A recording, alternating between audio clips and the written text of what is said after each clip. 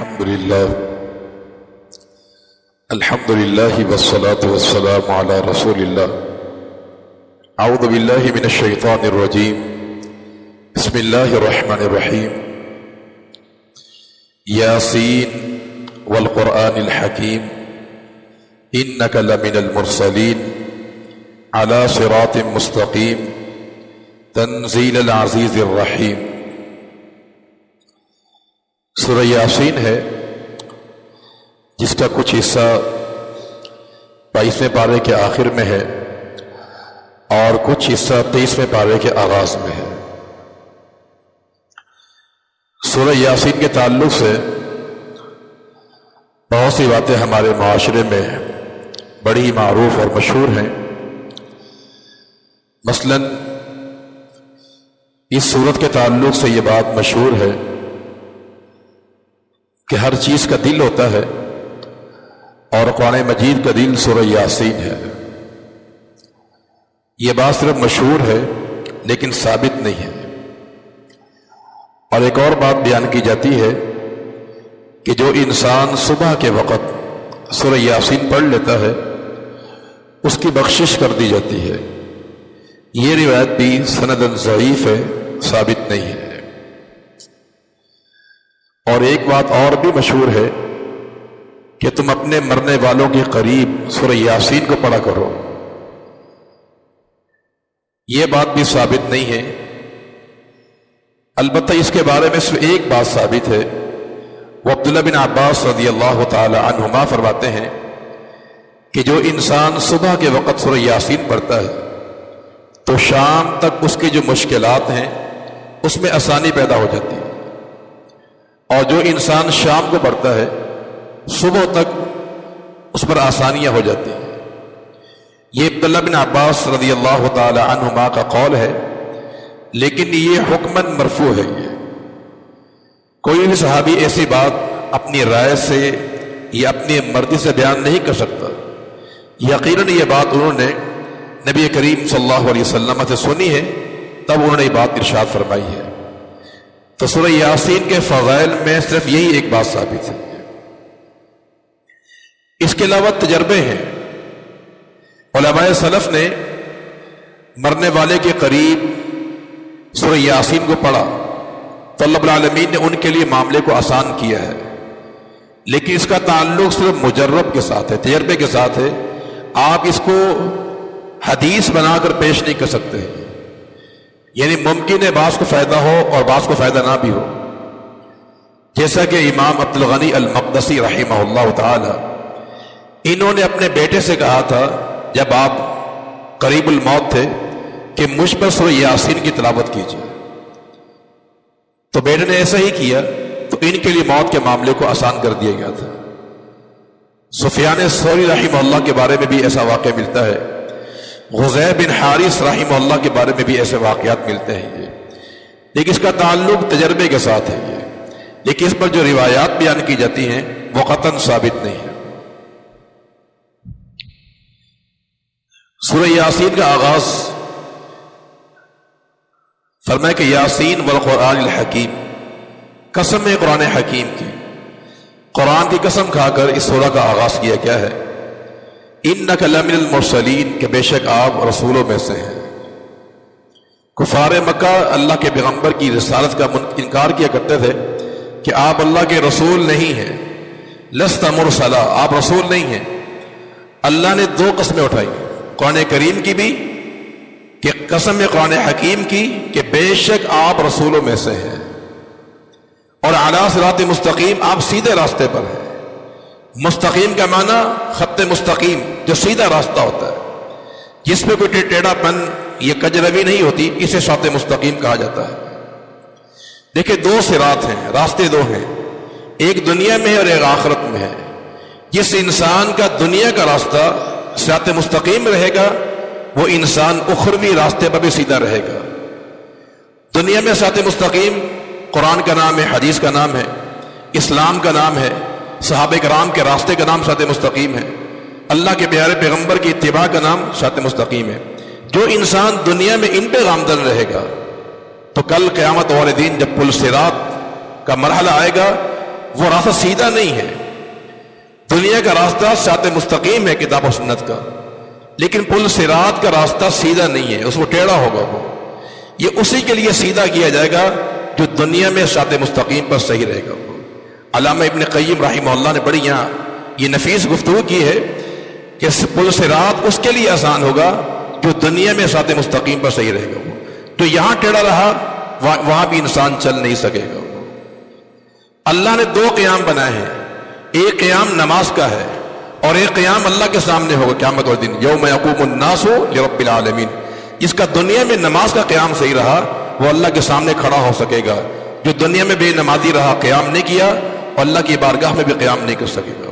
تو اس قیام کو بہتر بنانے کے لیے دنیا میں قیام دیا گیا ہے، اور پل صراط کو بہتر بنانے کے لیے دنیا میں صراط مستقیم ہمیں دیا گیا ہے. اس کے بعد العالمین نے فرمایا کہ انا نحن نحیی الموتى ونکتب ما قدموا وآثارهم. فرمایا کہ مردوں کا ہم زندہ کرتے ہیں اور ہم لکھ رہے ہیں ما قدموا، جو انہوں نے آگے بھیجا ہے، اور وآثارهم، اور ان کے نشانات کو بھی ہم لکھ رہے ہیں.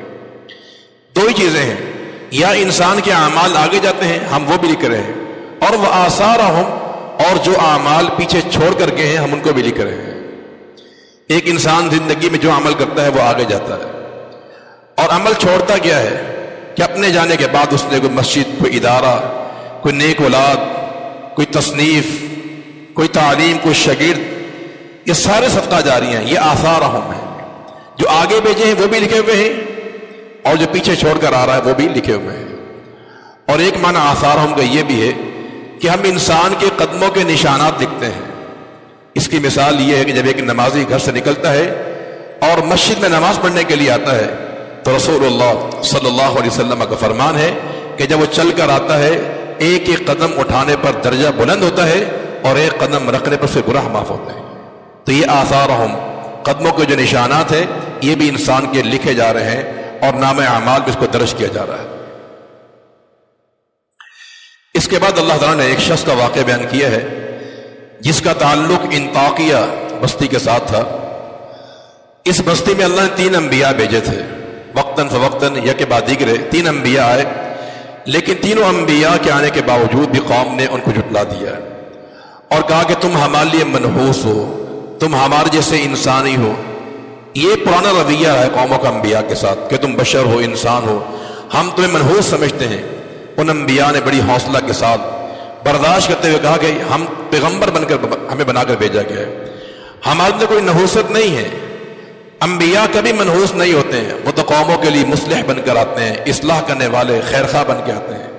لیکن قوم نے ان کی بات نہیں سنی، ان کی تکذیب کی. تو اس موقع پہ اللہ تعالیٰ نے انبیاء کی حمایت کے لیے ایک بندہ کھڑا کیا تھا. یہ بندہ کون تھا؟ حبیب بن موسیٰ النجار. مفسرین نے نام ذکر کیا ہے کہ حبیب نجار ایک شخص تھا جو اسی علاقے کا رہنے والا تھا. اس نے انبیاء کی حمایت کی تھی. وجاء من اقصى المدینہ رجل یسعى قال یا قوم اتبعوا المرسلین. بھاگا ہوا آیا، کہا کہ میری قوم کے لوگوں انبیاء کی بات مان لو، ان کی پیروی کرو، تم سے چندہ نہیں مانگتے. یہ لوگ بے لوث ہو کے تمہیں دعوت دے رہے ہیں. یہ آنے والا انسان گویا کہ اپنے قوم کا مخلص ترین شخص تھا. اس نے قوم کو دعوت دی، انبیاء کی اس نے حمایت کی، اور دعوت کا انداز کیا ہے کہ اس نے ہر بات کو اپنے اوپر لیا. مخاطب سے کہا تو ایسا ہے، وما لی لا اعبد الذی فطرنی، مجھے کیا ہو گیا ہے کہ جس ذات نے مجھے پیدا کیا میں اس کی عبادت نہ کروں. اپنے اوپر انداز رکھ کر یہ اچھا اسلوب ہے داعی کے لیے کہ داعی جب بھی دعوت دے تو اس سے اپنے اوپر بات رکھنی چاہیے. مخاطب کو، سامع کو مخاطب نہیں کرنا چاہیے.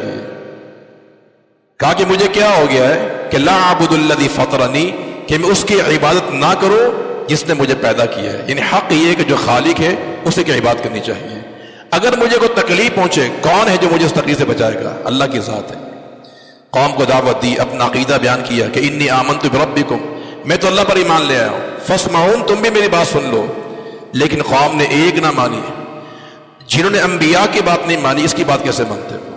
نتیجہ پھر کیا ہوا؟ پوری قوم ان پر ٹوٹ پڑی اور اس رجل کو شہید کر دیا گیا. اور جیسے ہی شہید کیا گیا قرآن نے ذکر کیا قیل ادخل الجنہ، یا وہ شہید ہوا ہے یا رب العالمین نے اس کے لیے جنت کا پروانہ جاری کر دیا. قیل ادخل الجنہ قال یا لیت قومی یعلمون بما غفر لی ربی وجعلنی من المکرمین. کاش میری قوم جان لے کہ اللہ نے مجھے کتنی عزت دی ہے کہ میرے سارے گناہ معاف کر کے مجھے مکرمین میں شامل کر دیا. عبداللہ بن عباس کا قول رضی اللہ تعالی عنہما کا کہ یہ آنے والا شخص حبیب نجار یہ اپنے قوم کے لیے اتنا مخلص تھا کہ نصح قومہ فی حیاتہ وبعد مماتہ، کہ اس بندے نے زندگی میں بھی اپنی قوم کی مدد کی اور مرنے کے بعد بھی. زندگی میں دعوت دی کہ انبیاء کی بات مان لو، اور جب جنت میں چلا گیا تو یا لیت قومی یعلمون، کاش میری قوم کو معلوم ہو جائے میرے شہید ہونے کے بعد بھی کہ اخروی کامیابی اصل کامیابی ہے. تو بندہ ایسا خیر خواہ تھا کہ اس نے زندگی میں بھی اپنی قوم کی خیر خواہی کی اور مرنے کے بعد بھی خیر خواہی کی.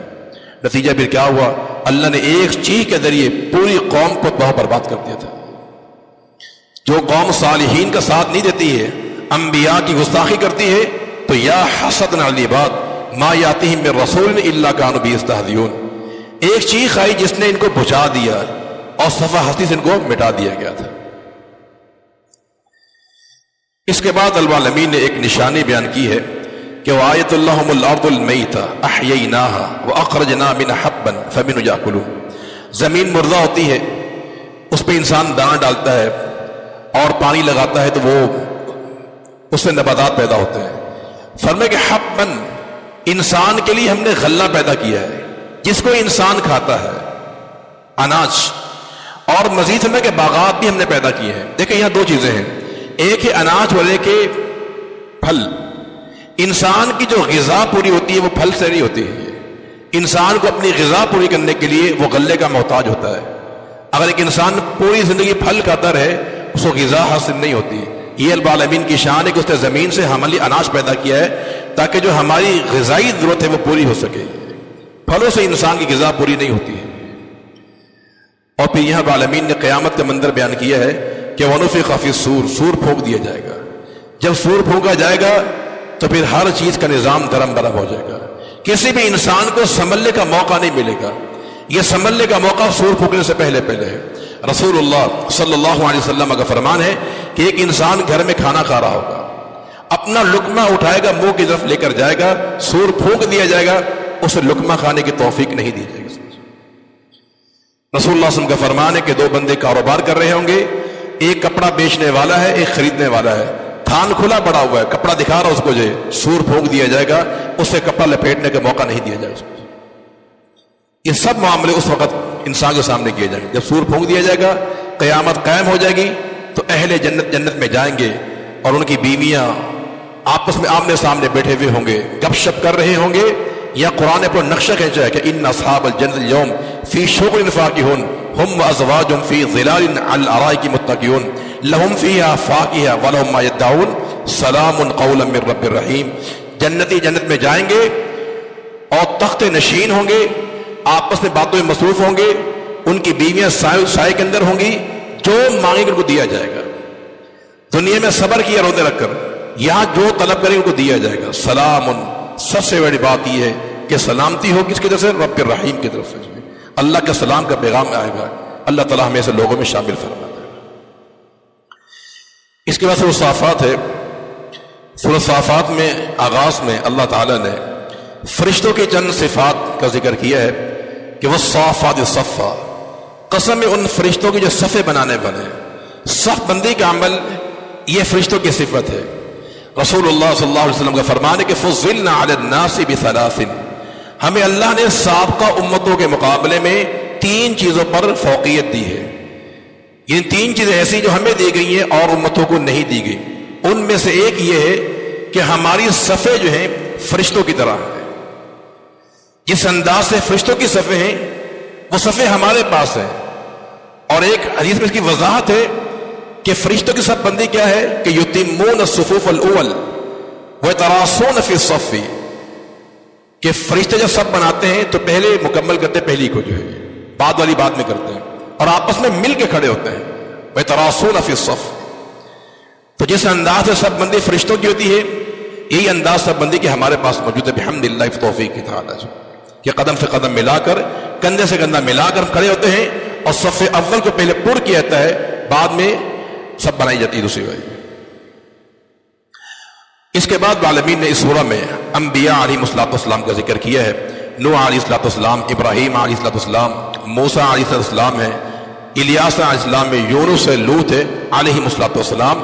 ان تمام انبیاء کا ذکر کیا، ان کی دعوت، ان کا کردار اور قوموں کا کیا ان کا انجام ہوا۔ یہاں ایک بات جو نمایاں بیان کی گئی وہ یہ ہے کہ اللہ نے ہر نبی کی دعوت، کردار، اس کی محنت بیان کرنے کے بعد اسے خراج تحسین پیش کیا ہے۔ مثال کے طور پہ قصہ نوح بیان کیا،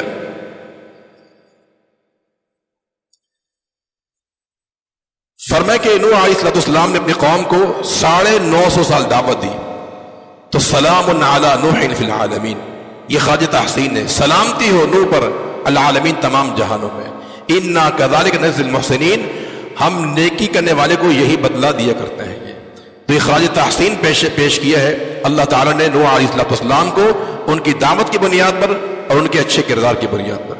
اور یہاں پر بھی واقعہ بیان کیا ہے اسماعیل علیہ السلام اور ابراہیم کا جو ذبح کا واقعہ، جو قربانی کا واقعہ ہے، یہ ایک ہی واقعہ ہے قرآن مجید میں، اور سورۃ صافات میں اس کو بیان کر دیا گیا ہے کہ ابراہیم علیہ السلام نے اللہ سے اولاد مانگی، رب ہب لی من الصالحین، یا اللہ نیک اولاد عطا فرما دے۔ اولاد مل گئی، جب انگلی پکڑنے کے قابل ہوئی باپ کی، چلنے پھرنے کے قابل ہوا بیٹا، اللہ نے آرڈر دے دی ابراہیم اس کو ذبح کر دو۔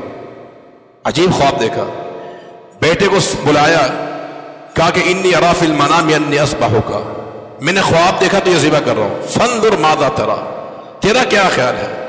قال یا ابت افعل ما تؤمر، میرا خیال کیا پوچھنا ہے، ابا جان آپ کو جو کہا گیا آپ کر گزریے، آپ مجھے صابرین میں پائیں گے۔ یہاں پر مفسرین نے ایک بات لکھی ہے کہ انبیاء کا جو خواب ہوتا ہے وہ اللہ کی وحی ہوتا ہے، تو جب اللہ کی وحی ابراہیم کے پاس آ چکی تھی تو انہوں نے بیٹے سے مشورہ کیوں کیا کہ یا ابت افعل ما تؤمر، ماذا تری، تیرا کیا پروگرام ہے، تیری کیا رائے ہے؟ بھی بیٹے کی رائے کی پوچھنے کی کیا ضرورت تھی؟ انبیاء کا جو حکم آ گیا ہے تو کر گزرنا چاہیے تھا۔ یا مفسرین نے بڑی اچھی بات لکھی ہے کہ ابراہیم علیہ السلام نے اپنے بیٹے سے جو سوال کیا کہ تیرا کیا خیال ہے، یہ اصل میں پوری دنیا کو بتانے کے لیے کہ میرا بیٹا بھی اس کام پہ راضی تھا۔ اگر وہ نہ پوچھتے، بیٹا ذبح ہو جاتا تو دنیا کے لیے شاید اسماعیل راضی نہیں تھا، باپ نے کہا تو ذبح کر دیا اس کو۔ اپنے بیٹے سے پوچھ کر رہتی دنیا تک یہ پیغام دیا ہے کہ جس طرح میں اطاعت کے راضی تھا تو میرا بیٹا بھی اس پہ راضی تھا۔ تو قال یا ابت افعل ما تؤمر، یہ قصہ یہاں بیان کیا ہے، اور پھر خراج تحسین پیش کی ہے کہ سلام علی ابراہیم، سلامتی ہو ابراہیم پر، کذالک نجزی المحسنین، اسی انداز سے اور انبیاء کو بھی العالمین نے یہ سلامتی کا پیغام دیا ہے اور خراج تحسین پیش کیا ہے۔ اس کے بعد سورۃ صاد ہے، بسم اللہ الرحمن الرحیم، صاد والقرآن ذی الذکر بل الذین کفروا فی عزۃ وشقاق، فرمایا قسم قرآن کریم کی جو کہ نصیحت والی کتاب ہے۔ کفار کو تعجب یہ ہے کہ رسالت اور نبوت ایک انسان کو دے دی گئی ہے، بس یہی چیز ان کو رکاوٹ بنی ہے کہ رسول جو ہے بشر نہیں ہو سکتا ہے، اس بنیاد پر پیغمبر پر ایمان لے کر نہیں آئے۔ اور یہاں العالمین نے پھر سابقہ قوموں کے واقعات بیان کیے ہیں، قوم عاد، قوم ثمود، فرعون کے واقعہ، قوم لوط کا واقعہ، قوم شعیب کا واقعہ۔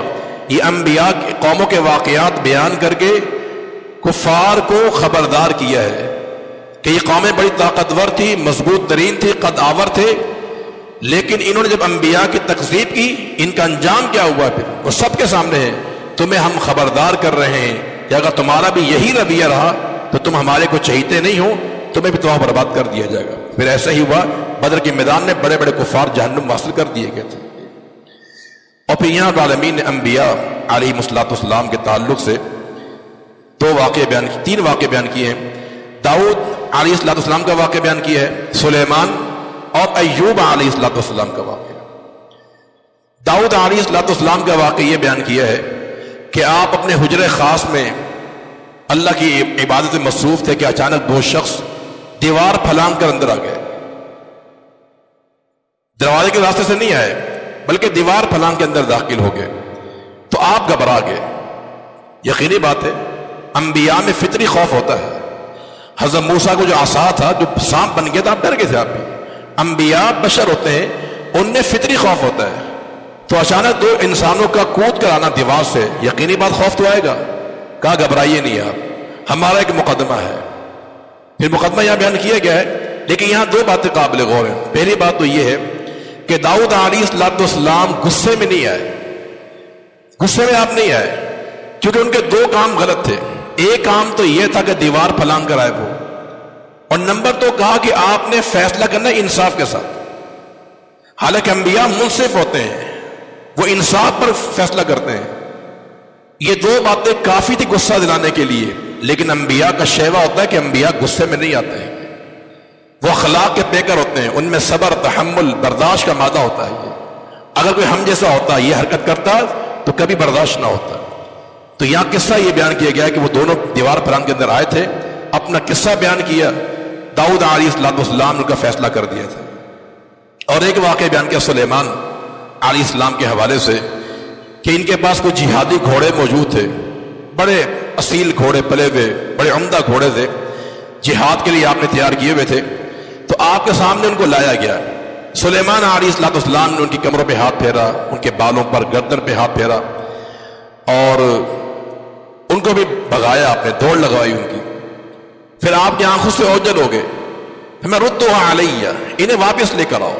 دوبارہ آپ پاس لایا گیا. فتفق مسحا بالسوق والاعناق، دوبارہ آپ نے ان سے پیار کیا. یہ جہادی گھوڑوں سے محبت ہے میرے پاس. گوئے کہ انبیاء علیہ السلام جہاد سے اور جہادی گھوڑوں سے محبت کیا کرتے تھے. اور کیوں محبت نہ کریں؟ قرآن نے تعریف کی ہے، والعادیات ضبحا فالموریات قدحا فالمغیرات صبحا فاثرن به نقعا. یہ ساری جہادی گھوڑے کی صفات بیان کی ہے کہ جہادی گھوڑا وہ ہوتا ہے جو اپنے مالک کے اشارے پر میدان میں کود پڑتا ہے، اس کی سموں سے گرد و غبار اڑتی ہے جہاد کے میدان کے اندر. اور رسول اللہ صلی اللہ علیہ وسلم کا فرمان بھی ہے، اللہ نے قیامت تک کے لیے گھوڑے کی پیشانی میں خیر کو باندھ دیا ہے. تو جہادی گھوڑے کی اپنی اہمیت ہے. تو سلیمان علیہ السلام نے ان سے پیار کیا اور محبت کی. اور تیسرا یہاں واقعہ بیان کیا ہے ایوب علیہ السلام کے تعلق سے کہ ان کے پاس اللہ رب العالمین کی نعمتیں موجود تھی، مال بھی، دولت بھی، اہل و عیال، مویشی موجود تھے. اللہ رب العالمین نے ان کو آزمایا کس انداز سے کہ ان سے سارا مال چھین لیا گیا. جتنی نعمتیں، انعامات سارے چھین لیے گئے، مال بھی، اولاد بھی، اور جسمانی بیماری میں ان کو مبتلا کر دیا گیا. 18 سال یہ بیمار رہے ایوب علیہ السلام. دیکھیں یہاں پہ یہ یاد رکھیں، اس سے قبل واقعہ بیان کیا سلیمان کا. ان کی آزمائش ہوئی نعمتوں کے ساتھ، بادشاہت کے ساتھ، وہ بھی کامیاب ہوئے. ان کا امتحان ہوا نعمتیں چھین کر. جو ہے امتحان دو طرح ہی ہوتے ہیں، یا انعامات مل کر اللہ آزماتا کہ انسان کیسا بن کر رہتا ہے. تو سلیمان کی آزمائش انعامات کے ملنے پر ہوئی علیہ السلام، اور ایوب علیہ السلام کی آزمائش نعمتیں چھین کر ہوئی ہے. قربان جائیے، انبیاء دونوں مقام پر جو ہے، ایک مقام پہ صبر کیا ہے اور ایک مقام پر اللہ کے شکر ادا کیا ہے. تو ان کو آزمایا گیا، 18 سال بیمار رہے، مال چھین لیے، مویشی سارے چھین لیے گئے تھے.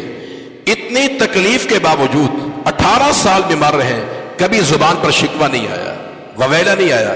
ہاں جب بھی کبھی دعا کی تو یہی کہا، وَأَيُّوبَ إِذْ نَادَى رَبَّهُ أَنِّي مَسَّنِيَ الضُّرُّ وَأَنْتَ أَرْحَمُ الرَّاحِمِينَ. یہ أَنِّي مَسَّنِي الشَّيْطَانُ بِنُصْبٍ وَعَذَابٍ، یہ اللہ کی تکلیف شیطان کی طرف سے ہے. یہ حسن ادب سکھایا گیا ہے کہ کبھی بھی بیماری کو، کبھی شر کو اللہ کی طرف منسوب نہیں کرنا چاہیے. کہا یار شیطان نے مجھے نقصان پہنچایا ہے.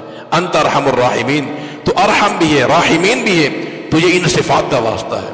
18 سال کے طویل عرصے کے بعد اللہ رب العالمین نے دعا قبول فرمائی. وَوَهَبْنَا لَهُ أَهْلَهُ وَمِثْلَهُمْ مَعَهُمْ، اللہ نے پہلے سے بڑھا چڑھا کر عطا فرمایا ہے.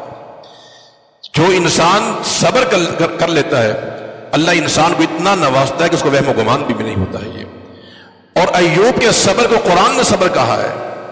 اِنَّا وَجَدْنَاهُ صَابِرًا، قرآن نے کہا ہم نے ایوب کو صابر پایا ہے. جس کے صبر کی بات اللہ کے ہے، اس کے صابر ہونے میں کوئی شک نہیں ہوگا. تو اِنَّا وَجَدْنَاهُ صَابِرًا، صابر بھی تھے. نِعْمَ الْعَبْدُ، بہترین انسان تھے. اِنَّهُ أَوَّابٌ، رجوع کرنے والے تھے. اور یہاں یہ بھی بات یاد رہے، بعض لوگ کہتے ہیں کہ ان کو جو بیماری تھی وہ کوڑ کی بیماری لگ گئی تھی، یا آپ جذام کے مریض تھے، یا جسم پہ کیڑے مکوڑے. اِنَّا لِلَّهِ، انبیاء کے بارے میں ایسا نہیں ہے. انبیاء پہ تکلیفیں آتی ہیں، لیکن موذی مرض انبیاء پر نہیں آتا. یاد رکھیے گا یہ دو باتیں ہیں. انبیاء کی بیویاں فاحشہ نہیں ہوتی, کبھی بھی زانیہ نہیں ہوتی ہیں. ٹھیک ہے نبی کی بات نہیں مانی قوم میں لوط کی بیوی نے, لیکن زانیہ فاحشہ نہیں ہوتی. اور انبیاء پر کبھی ایسی بیماری جو ناسور ہو یہ کبھی انبیاء پر نہیں آتی. اگر آتی ہے تو قادیانی پر آتی ہے. یہ جو جھوٹے دعوے دار ہوتے ہیں ان پر ایسی بیماری آتی ہیں. انبیاء علیہ الصلوۃ والسلام کو اللہ ایسی تکالیف سے, دکھوں سے محفوظ فرماتا ہے. اس کے بعد سورہ زمر ہے. سورہ زمر کے آغاز میں العالمین نے قرآن کی صفات بیان کی ہے کہ قرآن مجید اللہ کی طرف سے آیا ہے اور وہ ذات کے عزیز اور حکیم ہے. دو صفات بیان کی ہیں. یہ اس لیے تاکہ آپ قرآن کو معمولی مت سمجھیں. یہ قرآن کس کی طرف سے؟ عزیز کی طرف سے. غالب ذات ہے کہ ایک ذرہ بھی اس سے مقابلہ نہیں کر سکتا ہے. اور حکیم ہے, وہ دنا ذات ہے. اور فرمایا کہ یہ حق کے ساتھ آئی ہے. اس کی کوئی بات خلاف عقل نہیں ہے, خلاف واقع نہیں ہے. قرآن نے کتنے قصے بیان کیے آدم کے مختلف مقامات پر, تقرار کیا ہے کسی مقام پر بھی تعارض و تناقض نہیں آپس میں. جو واقعہ سورہ بقرہ کے اندر ہے وہی سورہ طٰہٰ کے اندر ہے, جس سورہ طٰہٰ میں ہے وہ سورہ اعراف کے اندر ہے. حالانکہ ایک بات جب مقرر کی جاتی ہے اس میں کچھ نہ کچھ گڑبڑ ہو جاتی ہے, لیکن قرآن کی شان یہ ہے اور اللہ کے پیغمبر کے احادیث کی شان یہ ہے کہ جتنا بھی تکرار کر لیا جائے خلاف واقع نہیں ہوتی ہے. اور یہاں ایک بات اور بیان کی ہے انسان کی تخلیق کے مراحل, کہ ہم نے انسان کو ماں کے پیٹ میں 3 اندھیروں میں پالا ہے. ماں کے پیٹ میں بچہ ہوتا ہے 3 اندھیروں میں ہوتا ہے. رحم کا اندھیرا ہوتا ہے اور پیٹ کا اندھیرا ہوتا ہے اور ایک جھلی جس سے بچہ لپٹا ہوا ہوتا ہے. یہ 3 اندھیرے ہیں. اللہ رب العالمین 3 اندھیروں میں کاریگری بھی کرتا ہے, بچے کو ان مراحل سے گزارتا بھی ہے اور جو اس کی ضرورت ہوتی ہے اس کو مہیا بھی کرتا ہے, اور اس اندھیرے میں بچے کو صدمات سے محفوظ بھی کرتا ہے. اور پھر وقت آتا ہے اس کو باہر لے کر آتا ہے. تو فتبارک اللہ احسن الخالقین, یہ پروردگار کی شان ہے. اور آخر میں یہ بات ارشاد فرمائی ہے کہ للذین, کہ الذین یستمعون القول فیتبعون احسنہ, وہ لوگ جو اچھی بات سنتے ہیں, جو بات سنتے ہیں پھر فیتبعون احسنہ, اچھی بات کی پیروی کرتے ہیں. یہ لوگ ہدایت پر ہیں. بات سنتے ہیں لیکن پیروی اچھی بات ہی کرتے ہیں. دیکھیں یہاں یہ بات یہ ہے قرآن کے جو احکامات ہیں اس میں بعض احکامات حسن ہیں, اچھے ہیں, اور ایک احسن, بہت ہی اچھے ہیں. قرآن نے دونوں عمل بیان کیے ہیں. اب انسان کس کو چنتا ہے؟ احسن کو. یہ معنی اس کا کہ وہ لوگ جو بات سنتے ہیں لیکن پیروی احسن کی کرتے ہیں, حسن کی نہیں کرتے. حسن بھی قرآن کا حکم ہے لیکن احسن بھی قرآن کا حکم ہے. اس کی مثال دیتا ہوں. ایک انسان کے لیے اختیار ہے, چاہے وہ قصاص لے لے چاہے وہ معاف کر دے. قرآن نے دونوں صورتیں انسان کو دی ہے. وہ بندہ آپ کا قتل ہو گیا ہے تو مقتول کے ورثاء کو رخصت ہے, چاہے وہ قصاص لے لیں چاہے معاف کر دیں. اب قصاص لینا یہ حسن ہے لیکن معاف کرنا احسن ہے. تو اہل ایمان کی شان کیا ہے کہ فیتبعون احسنہ, وہ احسن کو لیتے ہیں, حسن کو چھوڑ دیتے ہیں. زیادتی ہوگی آپ پر, اب آپ کے لیے اختیار انتقام لے لیں یا معاف کر دیں. معاف کرنا احسن ہے, انتقام لینا حسن ہے آپ کے لیے. مقروض ہے آپ کا, اس سے قرضہ لے لیں آپ, یہ حسن ہے, لیکن مہلت دے دیں یہ حسن عمل ہے. معاف کر دیں یہ احسن عمل ہے. تو اہل ایمان کی شان یہ ہوتی ہے کہ سنتا سب کی بات ہے لیکن فیتبعون احسنہ, وہ احسن کی پیروی کرتا ہے. اللہ تعالیٰ قرآن کو سمجھ کر عمل کی توفیق عطا فرما دے. واہ